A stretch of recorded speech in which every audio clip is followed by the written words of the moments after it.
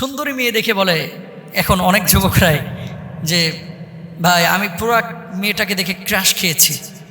আপনি যেটাকে ক্রাশ বলতেছেন নবীজি সেটাকে জেনা বলতেছে। প্রমাণ নেন। ফাল আইনানে জেনা হুমান নাজার। নবীজি বলছে চোখের জেনা হচ্ছে খারাপ কিছু দেখা। যে মেয়েটাকে দেখে আপনি ক্রাশ, ওফ একেবারে জোস একের জিনিস, এরকম কথাবার্তা কিন্তু অনেকে বলে, নাউজুবিল্লাহ মিন যালিক। এই ধরনের অ্যাটিটিউড, এই ধরনের কথাবার্তা কিন্তু ভাই ইসলাম অনুমোদন করে না। যে মেয়েটাকে দেখে আপনি এই কথা বলছেন, এটা আপনার মেয়ের বয়সী হতে পারে, আপনার মায়ের বয়সী হতে পারে, এই মেয়েটা কারো স্ত্রী হতে পারে, আপনার স্ত্রীর মতো হতে পারে। তো সেই মেয়েটার এই নিকটাত্মীয়রা যদি এরকম কমেন্ট শুনতো, কষ্ট পেত না?